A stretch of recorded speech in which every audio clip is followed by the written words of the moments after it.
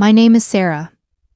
Sarah Jenkins, a 35-year-old major in U.S. Army intelligence, had seen countless dangers in the scorching sands of Iraq and Afghanistan. But I was experiencing the joy and pain of motherhood for the very first time. I still remember the cold lights of the operating room and the piercing pain slicing through my body. Just 3 short days ago, hovering between life and death, I brought my son Leo into the world. It had only been 1 day since I returned home. My body was still weak, and the scar from the C-section throbbed with pain. Boston's bitter January blizzard was howling, battering against the windows. Richard, my husband of 5 years, was not by my side when our son was born. He had claimed to be on a business trip for major financial contracts. I believed him. I had trusted him with my life. Dear viewers, please let us know where you're watching from and which region or country you are in. Please like this video, watch it until the end, and subscribe to our channel. Your support is very important to us. Thank you so much. It was around 10 o'clock at night. I heard the front door open downstairs, followed by the murmuring voices of several people. Was it Richard? I laid Leo in his crib, wrapped my robe around me, and slowly made my way down the stairs. But the sight in the living room almost made my heart stop. Richard was not alone. Beside him stood a slender blonde woman in her late 20s, wrapped in an expensive fur coat. And sitting in the armchair was my mother-in-law, Eleanor. Her eyes, which had always looked at me with an icy coldness, seemed even more cruel today. "Richard, what is this?" I asked, my voice trembling. Richard turned to me. There was not a single drop of warmth in his eyes. It was as if he were looking at a complete stranger. He tossed a manila envelope onto the table. "Sign it, Sarah," he said in an icy tone. "These are divorce papers. I'm not going to explain everything to you. This is Chloe. We've been secretly seeing each other for 2 years. She's my true love. And you're just an emotionless robot in a military uniform." His words pierced my chest like lead bullets. 2 years? Well, I trusted him, planned our future, and poured my own savings into his business. He had been deceiving me all along. "Have you lost your mind?" I cried, my eyes welling with tears. "I gave birth to your son just 3 days ago. I can barely stand on my feet." At that moment, my mother-in-law Eleanor stood up and looked at me with sheer disgust. "Your son? Who can guarantee he's Richard's? Who knows who you were with while you were wandering around military bases for months? Chloe is the only woman worthy of Richard. She comes from a noble family. And you're just a soldier raised in an orphanage. Pack your things and get out of this house." "This is my house too. We bought it together," I screamed. Richard smirked. "Your house? While you were in the army, I managed to transfer the deed entirely into my name and mortgage it. You have absolutely no rights. You will leave this house right now, this very second. Otherwise, I will call the police and have you locked up as a trespasser." Chloe looked at me with contempt and muttered, "You poor wretch. Take your miserable brat and get lost. This is my house now." My brain felt like it was going to explode. They were going to kick me, a woman who had just given birth, out into a raging blizzard and -20-degree frost. But my military instinct awoke.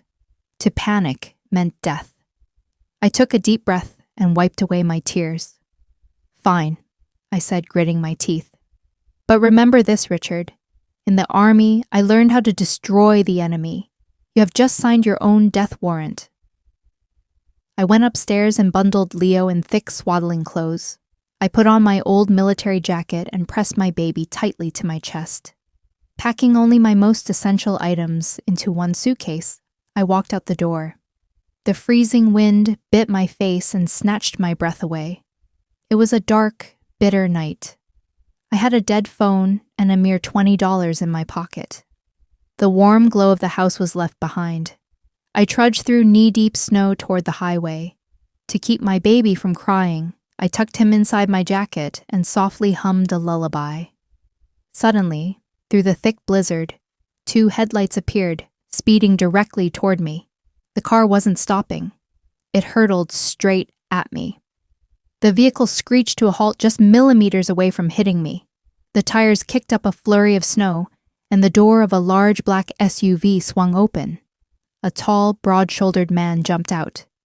"Sarah? My God, Sarah, is that you?" A familiar voice rang out. It was Mark. Mark Donovan, my former commander in Afghanistan, now the head of a private security agency in Boston. Seeing my frozen state and the little bundle wrapped in cloth in my arms, he ushered us into his warm car without a single question. "They kicked me out, Mark.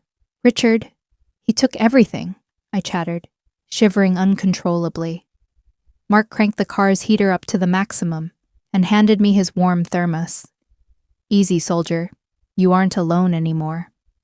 The counterattack. 2 weeks passed. I was staying in Mark's highly secured apartment. My physical health had recovered, and Leo and I regained our strength. The despair and sorrow within me gradually forged into a cold, ironclad thirst for revenge. I am not just a woman. I am an analyst. I work with information. I opened my laptop and began investigating all of Richard's digital footprints, digging through his financial company's open and closed databases. By the second day, sitting in front of me was Boston's most ruthless, undefeated defense attorney, Arthur Woods. It turned out Mark had known him for a long time. "So, Mrs. Vance," Arthur said, sliding his glasses down his nose, "your husband forged your signature and mortgaged your shared $3 million home. Not only that, but he also opened offshore accounts in your name. He took advantage of my deployment, but he forgot one thing, Arthur. I have military clearance. On the day he forged my signature, I was at a military base in Kabul. He filed the document as signed in the USA without me ever physically passing through immigration and border control." Arthur's eyes lit up. "That is a federal crime. That is fraud. But we need something even bigger. We need a solid reason to take him down entirely." I turned the screen toward him. "Richard handles logistics contracts with the Department of Defense. Yesterday, I hacked into his main company's records. He didn't just steal the house. He has been siphoning $15 million of government funds into fake charity foundations set up under Chloe's name." Arthur sprang to his feet. "My God, if this is true, he hasn't just betrayed you. He has committed treason against the government." We set the grand game in motion. I sent Richard a letter suggesting we reach an agreement. He needed to believe I was broken and had surrendered. I chose a noisy downtown coffee shop as the meeting place.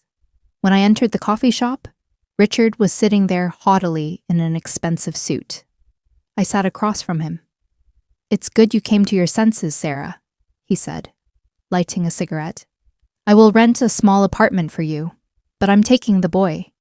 Chloe and I will be good parents to him. We can give him a much better life than a psychologically unstable soldier like you." Beneath the table, my hand clenched into a fist, but my face betrayed zero emotion. "You will never get the child, Richard." He leaned forward, looking straight into my eyes. "Faced with my wealth and connections, you are a nobody, Sarah. If you don't sign the papers, I will ruin your military career and take the child through the courts. The court is mine. The judges are mine." He thought he had won, but he failed to notice the tiny microphone clipped to the collar of my jacket, nor Mark's operatives photographing us from outside the window. "We shall see, Richard. We shall see," I said, standing up and walking away. The evidence. The next morning, I received a call from an unknown number. The woman's voice on the other end was terrified. "Sarah Jenkins? My name is Laura. I am Richard's former assistant. I heard you are taking him to court. He ruined my life. I have something you need. I have the hard drive containing all of his and Chloe's criminal schemes. But we need to meet quickly. His men are tracking me." Before the sentence could even end, a shriek and the sound of something crashing echoed through the phone, and the line went dead. "Laura! Laura!" No matter how much I yelled into the phone, only a broken dial tone answered back. My heart pounded against my chest. I was only just beginning to fully grasp what Richard was capable of. This was no longer just a messy divorce. It was turning into a full-blown mafia game. Mark and I immediately geolocated Laura's number. It pinged near some abandoned warehouses on the outskirts of Boston. When we arrived, the door to Laura's car was wide open. No one was inside, but tucked underneath the car seat, I found a small black flash drive. Laura had managed to hide it at the last possible second. Returning home, when we decrypted and opened the flash drive, Arthur and I could hardly believe our eyes. These were not just financial documents. This was the complete correspondence between Richard and Chloe over the last 3 years. Contracts, lists of shell companies, and worst of all, spreadsheets detailing the exact amounts of bribes paid to government officials. Chloe was not just a mistress. She was the mastermind accomplice in his fraudulent scheme, the director of the funds used to launder the black money. Additionally, among those files was the original digital copy of the forged document bearing my signature. The metadata of the document proved definitively that it was created on Chloe's very own computer. "Here is our golden key," Arthur said, his voice quivering. "Sarah, this case has gone way beyond your divorce proceedings. This is a matter for a federal investigation." The day of the pretrial hearing arrived. In the hallway of the courthouse, carrying Leo in a special carrier, I stood tall between Mark and Arthur. I was wearing my military uniform. The medals on my chest gleamed. I was no longer a weeping, desperate woman. I was an officer. From the other end of the corridor, Richard and Chloe appeared. Chloe was dressed head to toe in Chanel, wearing an arrogant smirk. Alongside them walked my mother-in-law, Eleanor. "Oh, our wounded soldier has arrived," Chloe sneered, approaching me. "That uniform won't help you, Sarah. The house and the child will be ours. After this court case, you'll be left begging on the streets." Eleanor chimed in as well. "Richard should have found a woman on his level a long time ago. You were a stain on our family's reputation. Now the judge will put everything in its proper place." I looked at them with complete calm. "The truth always finds its place, Mrs. Eleanor. We shall see who ends up on the street today." We entered the courtroom. Judge Harrison, an elderly man known for his strictness, presided. Richard's lawyer, a slick man in an expensive suit, immediately went on the offensive. "Your Honor, my client, Mr. Richard Vance, seeks full custody of the child. The mother, Sarah Jenkins, is on active military duty, is psychologically unstable, and has no housing or financial means. Furthermore, she voluntarily mortgaged the house and spent the money on her personal needs. Here is the document bearing her signature." He presented the paper to the judge. The judge looked at me suspiciously. "Mrs. Jenkins, what does your counsel have to say?" the judge asked. Arthur Wood stood up slowly. A victor's smile played on his lips. "Your Honor, this document is a complete forgery. On the day it was executed, October 14th, my client was not even on U.S. soil. She was in Kabul, Afghanistan, on a classified military operation. Here is the official confirmation letter from the U.S. Department of Defense." A murmur rippled through the courtroom. Richard's face drained of color. "Not only that, Your Honor," Arthur continued, tossing a thick folder onto his table. "We have IP addresses and metadata proving exactly when, where, and on whose computer this signature was forged. The person who created this fake document is Ms. Chloe Sterling, who is sitting right here in this room. Furthermore, this is just the beginning. Yesterday, we handed over to the FBI full evidence regarding the $15 million Mr. Vance stole from the Department of Defense." Dead silence fell over the courtroom. Richard jumped to his feet. "This is slander. She made it all up. All these papers are fake," he shouted. But exactly at that moment, the courtroom doors opened and 2 FBI agents walked in, accompanied by Laura, her head bandaged but alive and safe. Richard's lawyer frantically pulled a sheet of paper from his briefcase and rushed toward the judge. Your Honor, I have a classified document that will fundamentally change the course of this case, proving that Mrs. Jenkins herself has posed a threat to national security. If this document is verified, Sarah Jenkins will be sent directly to a military tribunal and sentenced to life in prison. Judge Harrison took off his glasses and fixed his cold gaze on me. My heart stopped for a second. What kind of hell had they come up with now? The air in the room grew tight. It became hard to breathe. A wicked, triumphant smile spread across Richard's face once more. Chloe leaned her elbows on the table, smirking at me. Mrs. Eleanor puffed out her chest, feeling like the most honorable person in the room. "What kind of document is this?" asked Judge Harrison, his voice hardening. Richard's lawyer, Mr. Green, placed the paper in front of the judge. "This, Your Honor, is a bank statement confirming that during her service in Iraq, Sarah Jenkins provided classified information to illegal military equipment dealers. Exactly $2 million was deposited into her secret account in Dubai. She used her military rank to sell out her country. My client, Richard Vance, only recently found out about this and decided to divorce her. He mortgaged the house in order to return this money to the state. This was pure absurdity, utter nonsense. But the stamps and bank logos on the paper looked incredibly genuine. Richard truly would stop at nothing to destroy me. He had prepared for the worst-case scenario in advance and fabricated evidence against me. Arthur turned to me and whispered in panic, "Sarah, what is this? If this is accepted as true, we lose everything. Your child and your freedom." My brain fired up like a supercomputer processing millions of operations simultaneously. In the intelligence unit, they taught me logic, data analysis, and how to expose disinformation. I took a deep breath and stood up straight.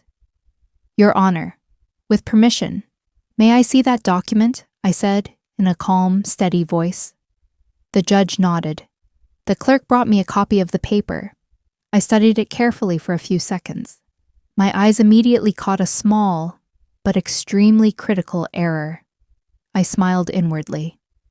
Though Richard was skilled in wealth and fraud, he was completely clueless about the depths of military protocols and international banking systems. "Your Honor," I said, projecting my voice firmly, "I ask you to direct your attention to the transaction date shown on this document. It says August 12th, 2024. Additionally, the SWIFT code for Al Safa Trust Bank in Dubai is listed under the bank details." "Yes, it is. What are you trying to say?" the judge asked. "What I am trying to say, Your Honor, is that the person who fabricated this document is highly incompetent. First, according to U.S. Department of Defense protocols, any international financial transactions by an intelligence officer with top-secret clearance like myself are under the direct surveillance of the National Security Agency, NSA. If $2 million had landed in my account, I would have been arrested the very next day. Second, and most importantly, I looked directly at Richard. The confidence in his eyes was rapidly melting into fear. Al Safa Trust Bank was placed on the U.S. sanctions list in December 2023 and completely shut down. By August 2024, this bank had ceased to exist both physically and legally. Absolutely no transfers could possibly be made to it. An uproar broke out in the courtroom. Arthur Wood slammed the table in triumph. Furthermore, Arthur chimed in, picking up the momentum. "We asked the FBI to allow Ms. Laura, who is present in this room, to testify. She witnessed firsthand how Richard Vance forges documents and counterfeits stamps." Laura stepped forward. Overcoming her fear, she approached the microphone. "I worked as Richard Vance's executive assistant. He forged not only his wife's documents, but also the signatures of state inspectors to win government tenders. Chloe Sterling was in charge of transferring this illicit money to offshore accounts in Cyprus. When I couldn't take it anymore and was about to go to the police, Richard's men kidnapped me and tried to kill me. If it weren't for Sarah's people, I wouldn't be alive right now. Judge Harrison's face turned dark with fury. He banged his gavel hard. Order! He glared fiercely at Richard and his lawyer. Mr. Vance, you have attempted to deceive not only this court, but the entire government of the United States of America. At that moment, the FBI agent from the back of the courtroom stepped forward. Your Honor, we are here on the orders of the federal prosecutor. Richard Vance and Chloe Sterling are officially charged with embezzlement of state funds, fraud, forgery, and organizing an attempted murder. Please grant us permission to arrest them right now. Richard jumped from his seat and started backing away. No, this is a mistake. I have connections. I know senators. Two agents grabbed him by the arms and clamped handcuffs onto his wrists. Chloe shrieked, falling into absolute hysteria. There was nothing left of her arrogance. Her beautiful makeup ran with her tears, turning her into a hideous sight. My mother-in-law, Eleanor, couldn't stand up. She slumped heavily into her chair. I saw her clutching her chest, gasping for air. She shot me a desperate glance, as if begging for help. My boy, Richard, he shouldn't have done that. Sarah, please help him. You're his wife, she cried. I walked over to my baby and took him in my arms. I answered Eleanor in a cold yet resolute tone. I am not his wife. I am the orphaned soldier you kicked out into the freezing streets on a stormy night. Your son made his own choices. Now he will answer for them. Chapter 5. The Final Blow and a New Life. From that day on, my life took an entirely different course. Richard and Chloe's case became one of the biggest and most notorious trials in all of America. Their criminal network turned out to be massive. Richard's embezzlement of $15 million from the government, the officials he bribed, and the attempted murder of Laura were all unequivocally proven. The federal court sentenced Richard to 25 years and Chloe to 15 years in prison. Both were ordered to serve their sentences in maximum security facilities. All of their properties, bank accounts, and illegally acquired wealth were frozen and confiscated by the state. And Mrs. Eleanor? She lost her grand mansion and was forced to move into a nursing home. Her aristocratic friends turned their backs on her. It would be a lie to say I felt sorry for her. I simply erased her from my life completely. The divorce proceedings ended in my absolute victory. Taking into account the moral and physical damage I suffered, the court legally returned our shared home to me. Additionally, the bulk of the funds remaining in Richard's legitimate accounts was transferred to my name as alimony for Leo's future. I returned to my military service, but this time with a promotion. The Pentagon highly valued my ability to analyze information and expose corruption networks. They awarded me the rank of lieutenant colonel and invited me to work as a special advisor for the Department of Homeland Security in Washington. 1 year later. It is a warm spring day. I'm sitting in the backyard of my new home in Washington. Leo is now 1 year old.